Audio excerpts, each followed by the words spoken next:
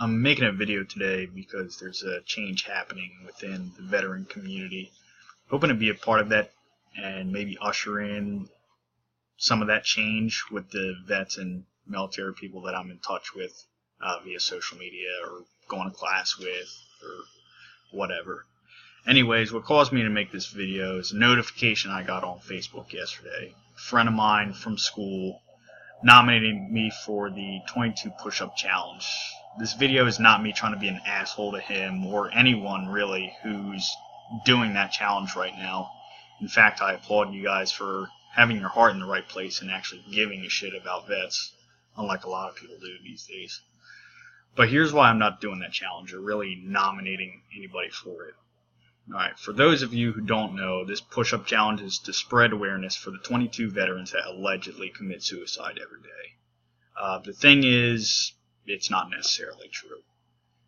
Derek Wida put out a viral video about this, and OAF Nation, a kind of a veteran community / website op-ed type page, did an article about that I thought was really good. So they kind of influenced my opinions on this matter with their arguments because they were pretty solid. A study was done by the VA back in 2012, and basically they looked at the suicide stats amongst veterans between 1999 through 2011, and that's the number they came up with was that 22 veterans were committing suicide every day. The thing is, this study came out in 2012, so it's 4 years ago, now that it came out, so one can argue that it's dated now. Another thing, there's like a lot of limitations to this study, and I'm going to read you a direct quote from the Military Suicide Research Consortium. The study used data from 21 states for the 13 years from 1999 through 2012. Those states hold an estimated 40.6% of the U.S. population in 2012. The two states with the largest population, California and Texas, were not included in the study. In those 21 states, 23 of all suicides were excluded because the state's death record contained no information on the veteran status of the deceased. The study examined 77% of the recorded suicides in 40.6% of the population. So, right there kind of calls into question the generalizability of, that study. Majority of those veterans committing suicide were older. A lot of people who commit suicide are older, so was their military service really a factor? Or was it just coincidence? Was it a guy who killed himself and happened to just serve in the military at one time? Or was it something that happened in his service that caused him to do that? It's a lot of spuriousness within that, so it's kind of hard to tell. It's kind of hard to make a solid judgment on that. So even if we ignore that and say, spreading awareness is still helping, right? Well, the problem I see with the 22 a day narrative is that it kind of feeds into a stereotype that all veterans are kind of like these shell-shocked people, and that we're all a feather's touch away from snapping and having flashbacks and all that type of shit you see in the movies, which I've never seen happen in real life. And I know the stigma exists because I've dealt with it personally, firsthand. I have a list here of shit people have asked me. People have blatantly asked me the following. So, what are you all fucked up and stuff? Did you watch anybody die? Do you have post-mortem something or other? That last one was actually from a psych major that I was on a date with 2 years ago. It's you're talking about PTSD, aren't you? Right? Post-mortem? What the You're a psych major. You should know this shit. But it's kind of fucked up. If I met someone who's in the car with their mom when their mom died in a car crash, Like, I wouldn't fucking walk up to him and ask, like, hey, man, tell me about that. Like, I'd be kind of a dick. So, I don't know. But it's like, the thing is with those people, it's kind of like they already think they're pretty sure of the answer. So you get people like that, or it's either people who are like walking around on eggshells around you because they believe the stereotype that you're like ready to fucking snap at any moment as soon as like somebody claps or pops a balloon next to you. Like, it's, the thing is, the stereotype deprives us of meaningful relationships with our civilian counterparts, and it hinders us from readapting to civilian life.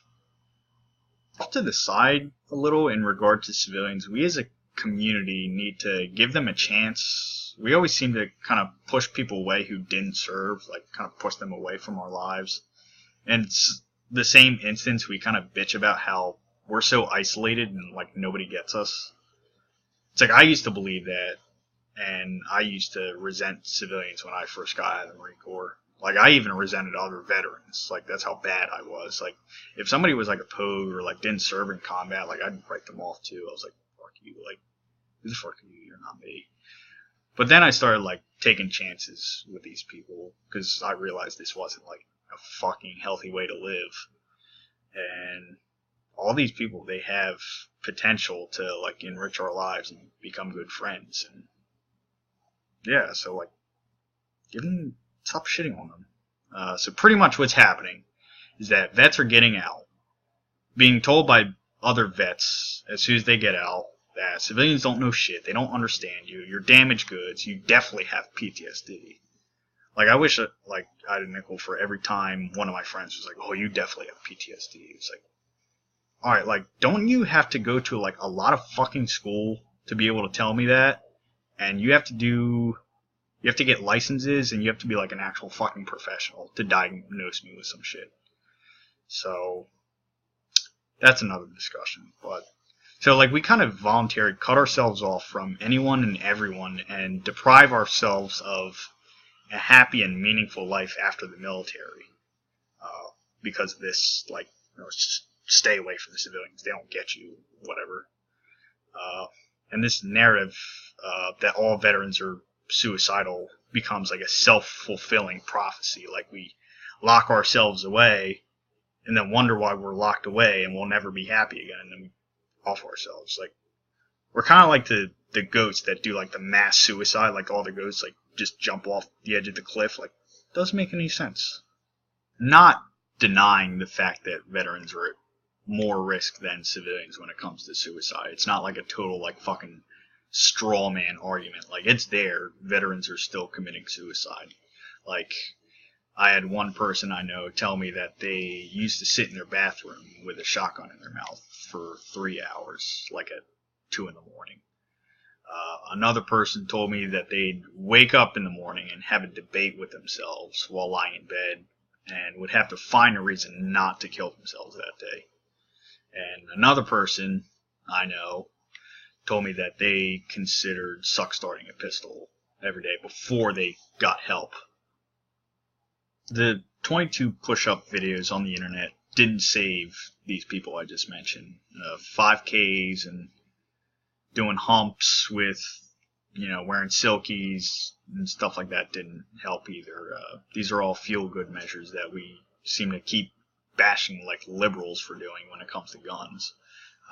What saved those aforementioned people was them receiving help from professionals, them finding a new hobby, forging new friendships and relationships, getting involved with the community and stuff like that, like rebuilding their lives. That's what saved them.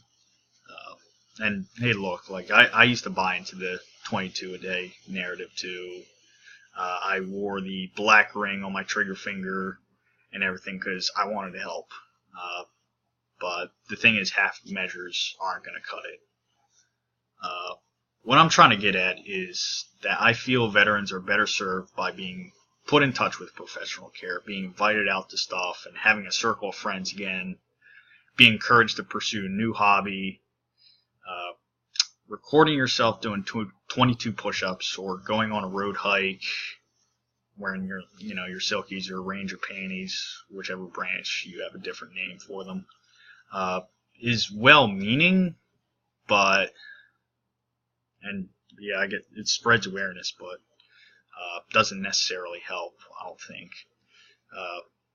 Another thing that would help veteran suicide is handling like the VA bureaucracy. It's crucial helping vets that are dealing with their issues, but that's like a deeper and like longer discussion. And if I start getting into that, this video will never end. So I'm kind of going to leave everyone with this. Like, we as a very unique community need to stop passing ourselves off as damaged goods. We're like forcing a brand on ourselves and perpetuating problematic stigmas society has on us. We're selling ourselves short and psyching ourselves out of doing great things as civilians. We have an ability to withstand adversity, take charge, be selfless, and be respectful. Using these lessons we learned in the service will make us better people if we apply them to daily life. It'll make us better friends, better co-workers, better husbands and wives. Like, just need to fucking do it. And our duty to our country continues, I feel like. But just in different facets now. We need to adapt again to our surroundings. We've done it before, obviously. We can probably do it again. And we need to help each other do it. We don't need charity to survive.